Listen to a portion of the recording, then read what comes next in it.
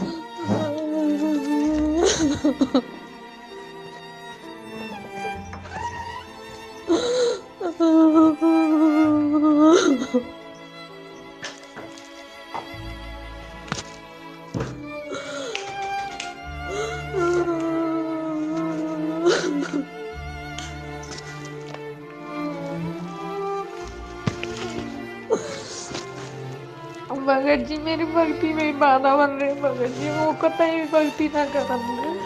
किसी न किसी मेरे नाम खंडित करवा दे। मेरे परमात्मा वो भक्ति दान दे मारने को मुझे करो जन जानती परमात्मा।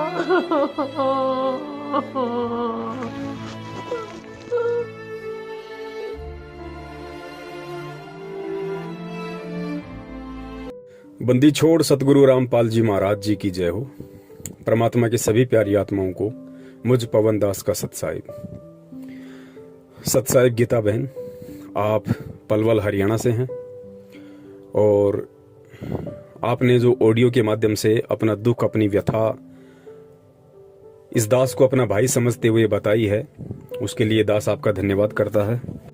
देखिए बहन, आज चाहे आपको दुख हो, चाहे मुझ पवन दास को दुख हो, चाहे संगत में से हमारे अन्य किसी भगत भाई बहन को कोई परेशानी हो, कोई दुख हो, कोई आपत्ति हो, किसी को कोई शारीरिक परेशानी है, किसी को आर्थिक परेशानी है, किसी को पारिवारिक परेशानी है, तो किसी को सामाजिक परेशानी है।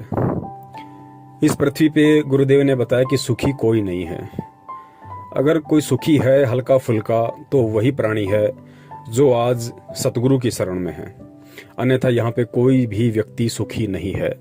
सुख केवल पैसे का नहीं होता है, सुख केवल बाल बच्चों का नहीं होता है, सुख केवल धन धान्य का नहीं होता है।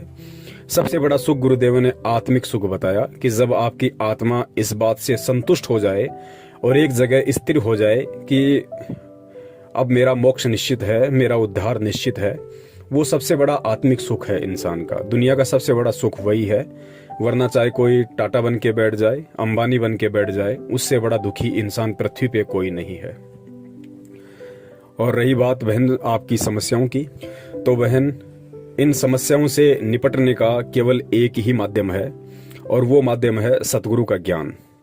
हमने हर स्थिति में, यदि हमने भक्ति मार्ग पे कदम रखा है तो हर स्थिति में हमने गुरुदेव के ज्ञान को आधार बनाकर चलना पड़ेगा। और जब हम गुरुदेव के ज्ञान को आधार बनाएंगे तो बहन हमें पता चलेगा कि आज हमारे इस जीवन रूपी सफर में जो भी विपत्तियां, परेशानियां, संकट, दुख, तकलीफ आ रही हैं, ये किसी और के कारण नहीं है, ये हमारे स्वयं के कारण है। हम स्वयं ही इसके लिए जिम्मेदार हैं। हो सकता है बहन आपने इस जन्म में किसी का बुरा नहीं किया हो, आपने किसी का बुरा नहीं चाहा हो, आपने मन कर्म वचन से किसी को कोई हानि या दुख नहीं पहुंचाया हो, लेकिन बहन आज वर्तमान में हमारे ऊपर जो दुख, आपत्ति और परेशानियां आ रही हैं, उनका मूल कारण केवल हमारे वर्तमान जीवन के कर्म कुकर्म ही नहीं है। बहन अनंत युगों से हम इस पृथ्वीलोक पे आए हुए हैं और अनंत युगों में हमने अनंत मानव जन्म प्राप्त भी किए हैं। और गुरुदेव ने बताया कि उन मानव जन्मों में तुमने ना जाने कितनों को बेवजह परेशान किया है, कितनों को तुमने बेवजह फांसियां तोड़ी है, राजा बन के, मंत्री, मुख्यमंत्री, प्रधानमंत्री बन के तुमने कितने कर्म कुकर्म किए हैं। तो आज बहन इस समय वो हमारे को भोगने पड़ रहे हैं। और दास ने पहले भी जिक्र किया था गुरुदेव के ज्ञान आधार से कि बहन जब कोई भी व्यक्ति पूर्ण परमेश्वर सतगुरु रामपाल जी महाराज जी की शरण ग्रहण करता है, उसके बाद बहन काल उस आत्मा के ऊपर विशेष तौर से हावी हो जाता है, क्योंकि काल को ये महसूस हो जाता है कि ये आत्मा अब मेरी हद से बाहर निकलने वाली है, बाहर निकलने की तैयारी कर रही है। तो काल विशेष रूप से उस आत्मा के ऊपर संचित कर्मों का दबाव बढ़ा देता है। संचित कर्म गुरुदेव ने बताया कि अनंत हमारे जो मानव जन्म रह चुके हैं, उन मानव जन्मों में हमने जितने भी कुकर्म किए हैं उसका कुछ थोड़ा सा प्रतिशत निकाल के काल हमें दोबारा से मानव जन्म देता है, पाप और पुण्य का प्रतिशत निकाल के। बाकी हमारे जो पाप कर्म बच जाते हैं वो काल अपने पास रख लेता है, उसको संचित कर्म कहते हैं। और उन पाप कर्मों का, उन हमारे संचित कर्मों का बहन गुरुदेव ने बताया कि बच्चों इतना ढेर लग रहा है जैसे सुमेरु पर्वत। सुमेरु देवताओं का पर्वत होता है, यहाँ के हिमालय पर्वत से अनंत गुना ज्यादा ऊंचा होता है, बड़ा होता है। तो इतना ढेर हमारे संचित कर्मों का काल के पास में सुरक्षित है। और काल उन संचित पाप कर्मों का दबाव प्राणी के ऊपर उस समय छोड़ता है जब ये प्राणी, जब ये आत्मा सतगुरु या किसी सच्चे संत की शरण ग्रहण कर लेती है, अपने आत्म कल्याण की ओर जब ये कदम बढ़ाने के लिए अग्रसर हो जाती है, तो काल भी विशेष तौर पर इस आत्मा के ऊपर उन सभी संचित कर्मों का दबाव बढ़ा देता है। तो इन सब बातों को बहन हमने ज्ञान आधार से समझना पड़ेगा, तभी हम ये भक्ति कर पाएंगे और तभी हम इस भक्ति सफर में हमारे ऊपर अपने ही कर्मों के जो कांटे हमें चुभते हैं हम उनसे निपट सकते हैं। अन्यथा हम भक्ति में या भगवान में दोष देख के या अपने आप को कोसते कोसते हम ऐसे ही मर जाएंगे, हम ऐसे ही भक्ति को छोड़ देंगे, इससे कोई फायदा नहीं होगा।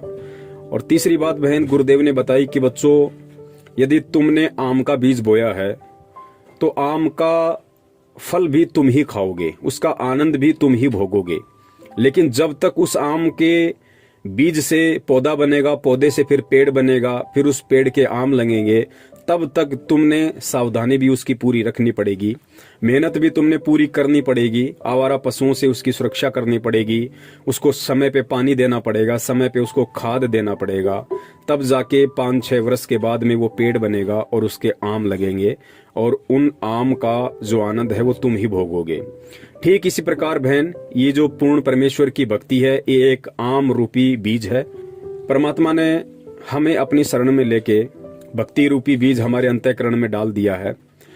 अब बहन जब तक ये बीज प्रफुल्लित नहीं होता है, जब तक ये पेड़ नहीं बनता है, तब तक जो भी संकट, जो भी परेशानियां, जो भी विपत्तियां आएंगी उनका बहन सामना भी हमने ही करना पड़ेगा। ज्ञान आधार से संघर्ष भी हमने ही करना पड़ेगा, क्योंकि आने वाले समय में आज परमात्मा ने जो आम रूपी भक्ति का पौधा हमारे अंतःकरण में बोया है बहन, उसका आनंद भी हम ही लेंगे। तो इन सब बातों को हमने गुरुदेव के ज्ञान आधार से समझना पड़ेगा। और बहन आज आपको चाहे आपका पति परेशान कर रहा है, देवर परेशान कर रहा है या जेठ परेशान कर रहा है, बहन इस परेशानी का मुख्य कारण हमारे आपसी ऋण संबंध हैं। देवर आपको बेवजह परेशान नहीं कर रहा, अन्य कोई व्यक्ति आपको बेवजह दुखी नहीं कर रहा है। जरूर किसी न किसी युग में, किसी न किसी जन्म में इसी तरह से हमने भी उनको परेशान किया है। रीजन कुछ भी हो सकता है। तो परमेश्वर ने बताया कि वही एक लेवा एक देवा दूतम, कोई किसी का पिता नहीं पूतम, ऋण संबंध जुड़ा एक नाता, अंत समय सब बारा बाटा। तो ये हमारे आपसी ऋण संबंध है बहन। और ये ऋण संबंध आप ये समझ लीजिए कि परमात्मा बहुत हल्के से काट रहा है, बहुत हल्के में करके परमात्मा इन दुखों का निवारण कर रहा है। और हल्के में भी यदि हमें परेशानी आ रही है, हल्के में भी यदि हम ये सोच रहे हैं कि बहुत दुख है, तो बहन कहीं ना कहीं हमारे अंदर ही कमी है कि हम परमात्मा के ज्ञान को अभी अच्छे से समझ नहीं पाए हैं। वरना गुरुदेव ने तो स्पष्ट खोल के बोल दिया कि बच्चों नाम सहित बेवतन भला जो दर दर मांग भीखा, और क्या हुआ छत्र की छाया चाले यो राजपाट धेली का। गुरुदेव ने यहाँ तक बोल दिया कि इस भक्ति मार्ग में आने के बाद, इस परमात्मा की शरण ग्रहण करने के बाद और इस नाम को सुरक्षित रखने के लिए, इस भक्ति पे लगे रहने के लिए, यदि तुमने हाथ में कटोरा लेकर दर दर जाकर भीख भी मांगनी पड़ जाए तो भी शुक्र मनाना कि हमारी भक्ति सुरक्षित है। और चौथी बात बहन, लगभग 1 वर्ष पहले आपने मुझ दास से संपर्क किया था हमारे वीडियो देखकर। आपको सच्चाई समझ में आई क्योंकि आप 2008 से जुड़ी हुई हैं, काफी समय से आप परमात्मा की संगति कर रही हैं। आपको हमारे वीडियो देखकर सच्चाई लगी तो आपने हमारे से संपर्क किया, और संपर्क करने के बाद में काफी आपके अंदर दृढ़ता आई थी, क्योंकि जो सच होता है वो इंसान को मजबूती देता है, इंसान को भक्ति मार्ग पे दृढ़ता देता है। लगभग 3-4 महीने तक आप जी दृढ़ता से भक्ति कर रही थी। काफी लोगों के आपके पास में फोन आ रहे थे। हरियाणा के स्टेट कोऑर्डिनेटर अमन का भी आपके पास फोन आया, संजीव हुड्डा का भी आपके पास फोन आया, आपको धमकाने की उन्होंने कोशिश की, लेकिन आपने ज्ञान आधार से उनका मुकाबला किया और आपने दास को उनकी कॉल रिकॉर्डिंग भेजी। लेकिन बहन अब ऐसा क्या हो गया कि आप अपने ही परिवार वालों से संघर्ष नहीं कर पा रही, जबकि आपने उन बड़े बड़े गुंडों का सामना किया। बहन इसका कारण यह है कि उसके बाद में फिर से आप विचलित हो गई। सच्चाई पूरी समझने के बाद भी आप अपने कोऑर्डिनेटर के दबाव में आई, अपने नामदान केंद्र वालों के दबाव में आई, और आपको जब परमात्मा ने अच्छे से समझवा दिया था कि बहन नाम कभी भी खंड नहीं होता है, नाम परमात्मा का अखंड है। हम रोज नित्य नियम पढ़ते हैं, फिर उसमें आगे जो मंत्र आते हैं हम वो पढ़ते हैं, जिसमें एक जगह आता है कि अचल अभंगी मंत्र। अचल अभंगी का मतलब होता है जो कभी भंग ना हो, जो कभी खंड ना हो। और परमेश्वर की वाणी है कि साहिब का नाम अखंड है और सकल सब खंड। ये सारी सच्चाई आपको पता होने के बाद भी बहन आप फिर से अपने नामदान संचालक के दबाव में आई और आपने अपना नाम शुद्ध करवाया कि मैं अब सत्सेवकों के संपर्क में दोबारा नहीं आऊंगी और मैं अपना नाम शुद्ध करवा के भक्ति करूंगी। उसके बाद से बहन आपके अंदर ऐसा क्या हुआ कि आज आप अपने परिवार वालों का भी सामना नहीं कर पा रही। रीजन ये है कि परमेश्वर की वाणी है कि जानबूझ सांची तज करे झूठे से ने, जाकी संगति है प्रभु सौपन में भी ना दे। बहन पूरी सच्चाई से परिचित होने के बाद भी आपने सत्य का साथ छोड़ा, आपने सत्सेवकों की संगति छोड़ी, तो बहन काल का फिर से आपके ऊपर दबाव बढ़ा, क्योंकि परमात्मा ने अपना पंजा आपके ऊपर से हटाया। और परमात्मा ने अपना पंजा हटाया तो फिर काल के संचित पाप कर्मों का दबाव फिर से आपके ऊपर बढ़ने लगा। वरना वो ऑडियो आज भी दास के पास आपकी सुरक्षित है कि कितनी सूरवीरता के साथ आपने हरियाणा के स्टेट कोऑर्डिनेटर को जवाब दिया और आपने उत्तर प्रदेश के स्टेट कोऑर्डिनेटर संजीव हुड्डा को जवाब दिया, और आज आप रो रही हैं केवल अपने ही परिवार वालों के दबाव के कारण। बहन परमात्मा 2 स्थिति में अपने भगत की रक्षा करता है। पहली स्थिति तो वो है जो भगत बेचारा नादान होता है, भोला होता है, सच्चाई से परिचित नहीं होता है, तो परमेश्वर उसके विषय में कहते हैं कि शरण पड़े को गुरु संभाले, जान के बालक भोला रे, कहे कबीर तुम चरण चित राखो, ज्यों सुई में डोरा रे। जो अनजान भगत होता है, नादान भगत होता है, भोला होता है, उसको परमात्मा हर संकट से, हर विपत्ति से उसको बचाता है, क्योंकि वो अभी पूरी तरह सत्य से परिचित नहीं है। और दूसरी स्थिति में परमात्मा उस भगत की रक्षा करता है जो भगत परमात्मा के सत्संगों को आधार बनाकर, ज्ञान को अपने अंतःकरण में उतार कर, जो बिल्कुल दृढ़ हो जाता है कि चाहे दुनिया की कितनी बड़ी से बड़ी विपत्ति क्यों ना आ जाए, चाहे घर वाले मुझे घर से क्यों ना निकाल दें, चाहे देश का राजा मुझे देश निकाला क्यों ना देते, लेकिन ये परमात्मा की भक्ति में नहीं त्याग सकता। जैसे मंसूर का परमात्मा ने उदाहरण दिया। राजा के आदेश से धर्म गुरुओं ने मंसूर जी को खंबे से बांधकर उनके दोनों हाथ काट दिए, उनकी गर्दन काट दी। फिर भी मंसूर जी अनल हक ही करते रहे, जो मंत्र उनको परमात्मा ने समस्त वेद ऋषि के रूप में आके दिया था।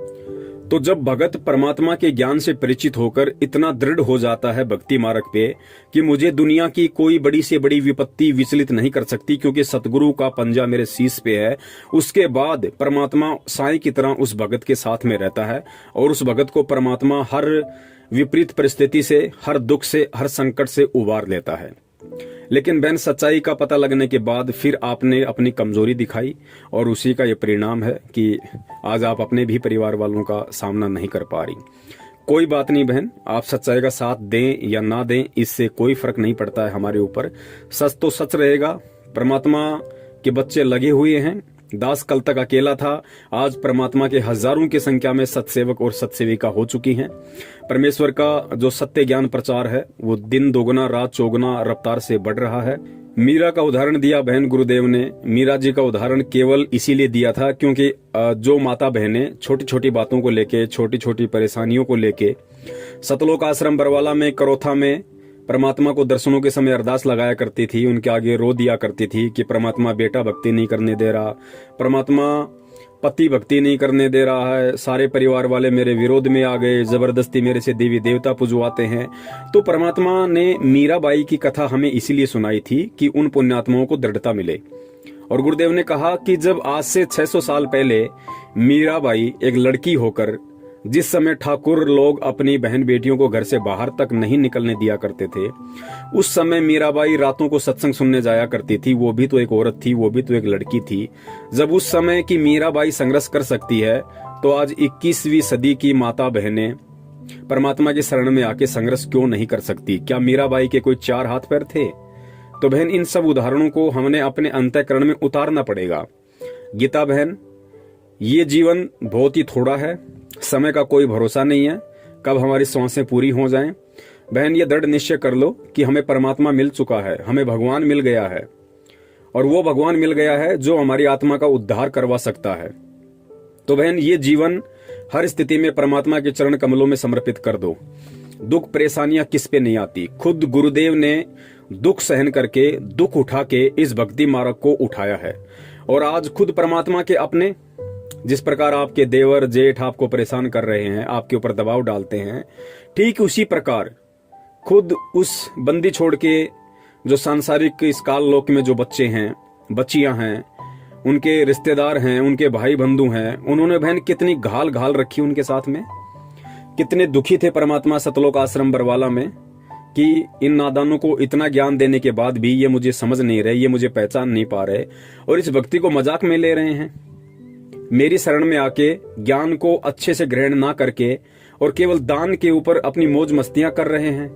मुझे केवल एक एटीएम मशीन समझ रखा है, मुझे केवल एक चलता फिरता बैंक समझ रखा है कि जब तक हमारे पिताजी जिंदा हैं या जब तक हमारे ताऊजी जिंदा हैं, या महेंद्र जी ने सोचा कि जब तक मेरा भाई जिंदा है, सत्संग कर रहा है, संगत जुड़ रही है, तब तक पैसा आ रहा है, और पैसा आ रहा है तो हमारी मौज मस्तियां हो रही हैं, हम लोगों ने अच्छी खासी प्रॉपर्टियां बना ली हैं। तो बहन इस तरीके से देखो किस कदर उन लोगों ने भी तो परमात्मा को दुखी किया। परमात्मा को उन्होंने वैसे कोई शारीरिक कोई प्रताड़ना नहीं दी, लेकिन परमात्मा को उन्होंने शाब्दिक दुख दिए। परमात्मा को उन्होंने इस प्रकार के दुख दिए कि इतना ज्ञान देने के बाद भी जब कोई परमात्मा के ज्ञान को अच्छे से स्वीकार नहीं करता है और दृढ़ होकर उस ज्ञान पे नहीं चलता है तो परमात्मा दुखी होता है कि देखो इन नादानों को मैंने इतना ज्ञान दिया, उसके बाद भी ये मेरे ज्ञान को आधार नहीं बना पा रहे। जिस प्रकार एक बाप अपने बच्चे को 18-20 साल तक उसको पढ़ाता है, उसकी परवरिश करता है, उसकी हर इच्छाओं की पूर्ति करता है, उसके बाद भी वो बच्चा अपने गलत दोस्तों की संगति में पड़ के शराब पीने लग जाता है या अन्य कोई कुकर्म करने लग जाता है, माता बहनों पे गलत कुदृष्टि डालने लग जाता है, और जब पिता के सामने वो बातें आती हैं तो वो पिता कितना दुखी होता है। ठीक यही स्थिति भक्ति मार्ग में सतगुरु रामपाल जी महाराज जी की थी कि इतना ज्ञान देने के बाद में, आत्म कल्याण का मार्ग अपनाने के बाद भी इन जीवात्माओं को अभी तक इतना भी समझ में नहीं आया कि मैं यहाँ पे क्यों आया हूँ और मैं कौन हूँ। तो परमात्मा दुखी होता है बहन, और आज 90% संगत उस परमात्मा को दुखी कर रही है, उस परमात्मा को परेशान कर रही है। सतलोक आश्रम मैनेजमेंट हरियाणा के पीछे अंधी होकर लगकर, उनके मनवश आदेशों की पालना करके, घटिया राजनीति करके, आरक्षणबाजियां करके। तो बहन हमने हर स्थिति में परमात्मा के ज्ञान को आधार बनाना पड़ेगा। और परमात्मा ने जो कथाएं हमारे को मंसूर जी, मीराबाई की सुनाई है बहन, वो मनोरंजन के लिए नहीं सुनाई थी।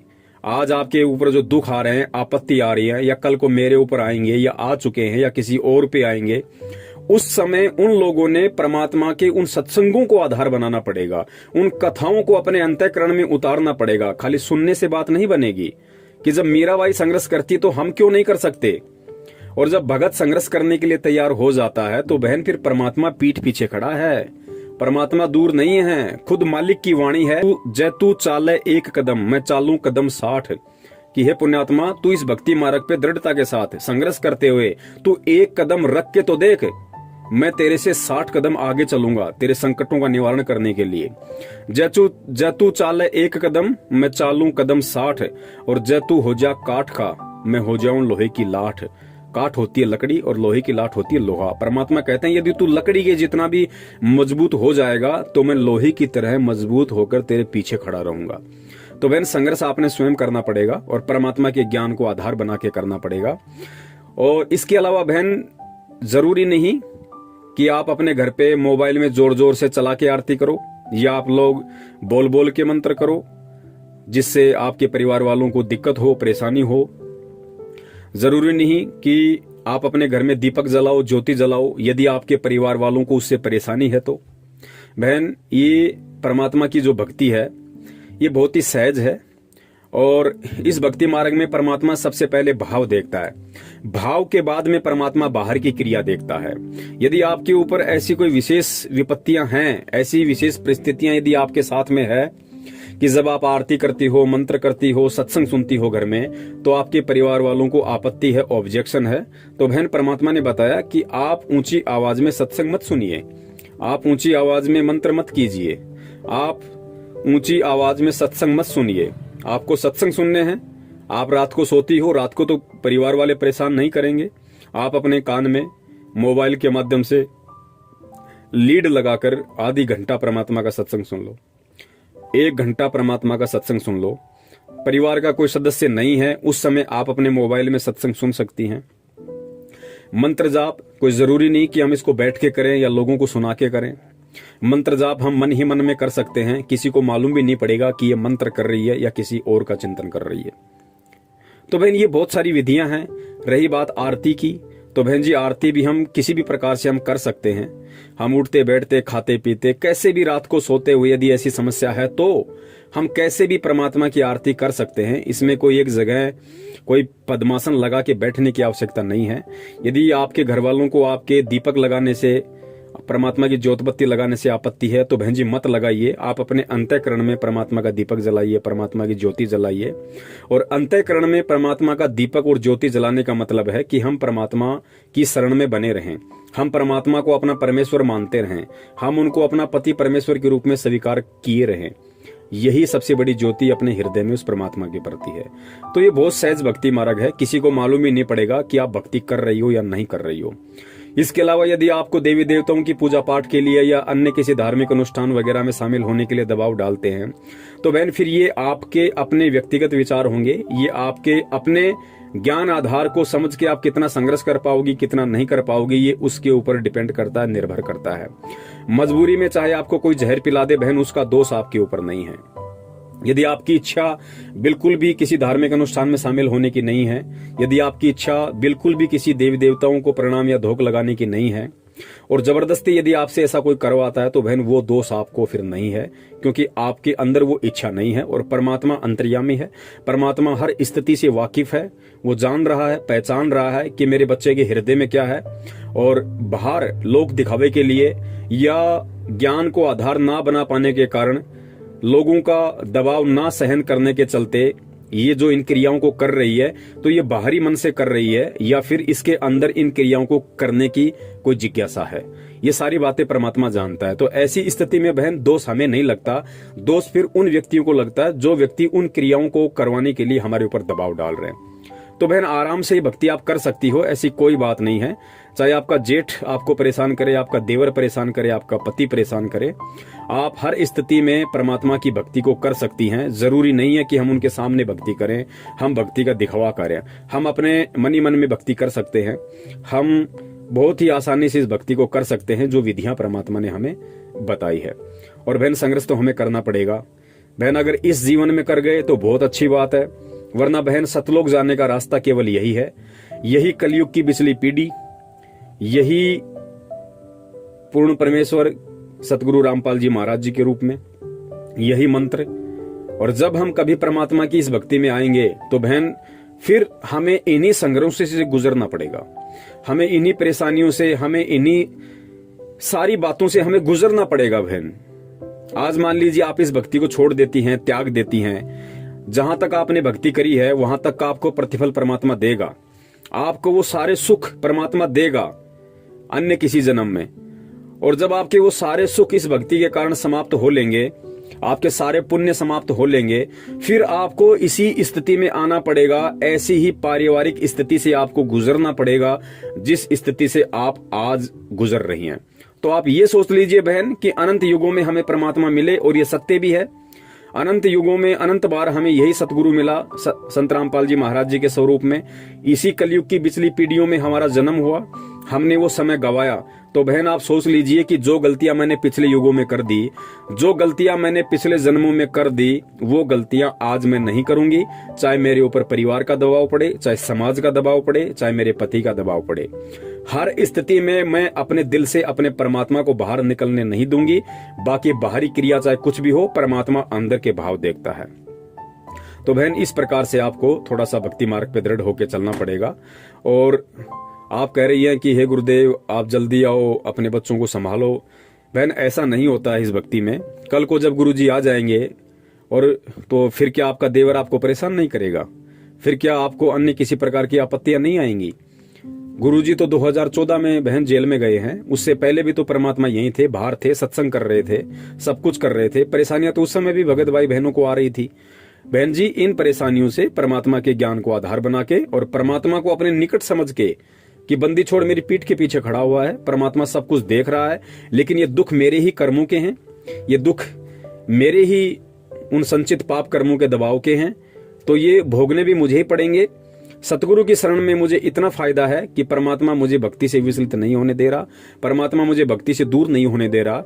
और ये संचित कर्म तो इतने प्रबल थे कि ना मैं भक्ति कर सकती थी, ना मैं इस जीवन में अच्छी तरीके से अपना गुजर बसर कर सकती थी। लेकिन परमात्मा की शरण में आने के बाद कम से कम मुझे इतना तो बेनिफिट हो गया कि परमात्मा मेरे उन संचित कर्मों को हल्का किए दे रहा है, जिस कारण से आज मैं थोड़ी बहुत परमात्मा की भक्ति पे लगी हुई हूँ, परमात्मा में मेरी आस्था बनी हुई है। तो इन सभी चीजों को हमने गुरुदेव के ज्ञान को आधार बना के बहन सोचना पड़ेगा, समझना पड़ेगा।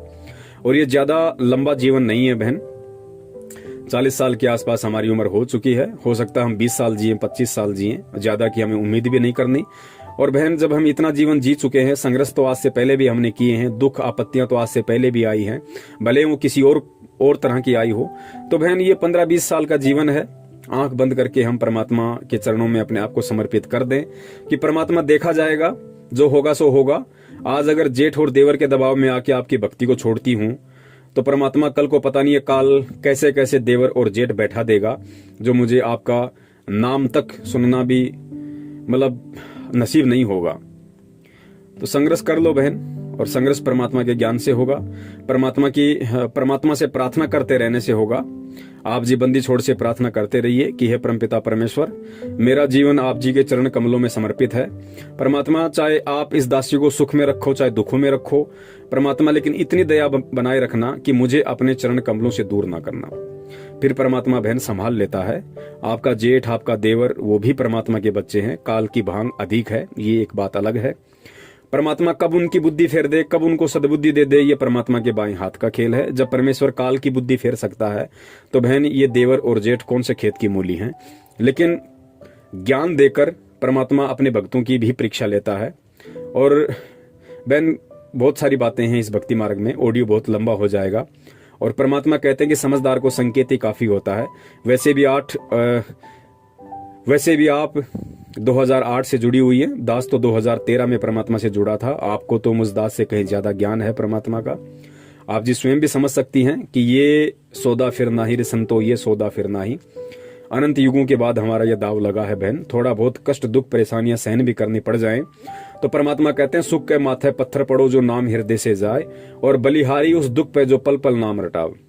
ये आपकी परीक्षा है बहन, 2008 से आप जुड़ी हुई हैं।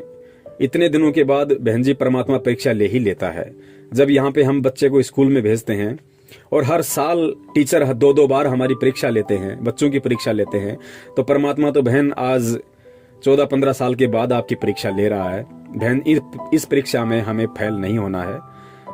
परमात्मा पीछे खड़ा हुआ है, परमात्मा हमारे साथ में है। अपने हाथों से परमात्मा ने हमें उठाया हुआ है, बस हमने थोड़ा ज्ञान को आधार बना के हिम्मत रखनी पड़ेगी। जेठ देवर कुछ भी कहें, कुछ कितना भी बोलें, हमें उन सभी चीजों को सहन करना है, क्योंकि परमात्मा ने कहा कि भगत का लक्षण है सहन करना। और परमात्मा ने बहन हमें भक्ति मार्ग के सूरमाओं की उपाधि दी है कि बच्चों, सूरमा वो नहीं होता जो किसी का बक्कल उतार दे, सूरमा वो होता है जो सहन करे। भक्ति मार्ग का सूरमा वो होता है, भक्ति मार्ग का सूरवीर वो होता है जो सहन करे, हर स्थिति को सहन करे, दुख को सहन करे, परेशानियों को सहन करे, लोगों की मार को सहन करे, लोगों की गालियों को सहन करे। किसके लिए? भक्ति के लिए, अपने आत्म कल्याण के लिए। उसको परमात्मा ने सूरवीर कहा है। तो बहन, हमने सूरवीरता का वो गुण जो परमात्मा ने हमारे अंदर दिया है, अब हमने उसको प्रयोग में लेना है। और हमने ये जो परेशानियां हैं बहन, ये लंबे समय के लिए नहीं है, ये कुछ समय के लिए है। आपके परिवार वाले भी परमात्मा की शरण में आएंगे जब उनका समय आ जाएगा, लेकिन वो नादान है, नहीं समझ पा रहे। तब तक हमने नीची गर्दन करके हर किसी की वाणी को, हर किसी की मार को हमने सहन करना है और बंदी छोड़ के नाम पे बहन लगे रहना है। भगत कभी किसी के प्रति उल्टा हाथ नहीं करता है, भगत किसी को उल्टी जुबान से नहीं बोलता है। अगर हमने उल्टा हाथ कर दिया, यदि हमने 2 गालियां उनको दे दी, लड़ने झगड़ने लग गए, बहन परमात्मा 1% भी सपोर्ट नहीं करेगा। यह परमेश्वर का विधान है। अगर प्रहलाद ने अगर अपने बाप के खिलाफ अगर मन कर्म वचन से कुछ भी बोल दिया होता, या हाथ में लेके डंडा वो भी खड़ा हो गया होता कि मार मुझे कैसे मारता है, तो परमात्मा नरसिंह रूप धारण करके नहीं आता। परमात्मा यही कहता कि बेटा, ये डंडा ही तेरा भगवान है, तूने डंडे को ही आधार बनाया है, तो अब ये डंडा ही तेरे रक्षा करेगा। तो बहन, हमने अपना डंडा अपने सतगुरुदेव को बनाना है, सतगुरुदेव के ज्ञान को बनाना है, और फिर हर स्थिति में वो सतगुरु और उसका ज्ञान रूपी डंडा इस दुनिया की बड़ी से बड़ी परेशानी से, प्रॉब्लम से, हर संभव हर स्थिति में हमारी रक्षा करेगा। तो बहन, ज्ञान को आधार बनाओ। ये भक्ति है ही ज्ञान की। बहन, ज्ञान से बढ़कर ऐसी कोई दवाई नहीं है। ये ज्ञान बहन, इतनी बड़ी पावर है इस परमात्मा के ज्ञान में। ये अब दास क्या कहे बहन, शब्द नहीं है दास के पास में, क्योंकि ज्ञान इस भक्ति की नींव है, ज्ञान इस भक्ति की जान है बहन। अगर ज्ञान है तो चाहे दुनिया की बड़ी से बड़ी प्रॉब्लम क्यों ना आ जाए, चाहे काल खुद आपके सामने आके खड़ा क्यों ना हो जाए, आप संघर्ष कर जाओगी। और अगर ज्ञान को आधार नहीं बनाया तो बहन, कोई 2 कौड़ी का जीव भी हमें विचलित कर सकता है भक्ति और भगवान से। तो बहन, हर स्थिति में ज्ञान को आधार बनाओ, हर स्थिति में परमात्मा से प्रार्थना करती रहो, और हर स्थिति में चाहे कैसा भी दुख हो, कैसा भी संकट हो, अपने मन ही मन में, अपने अंतःकरण में परमात्मा को बसाए रखो।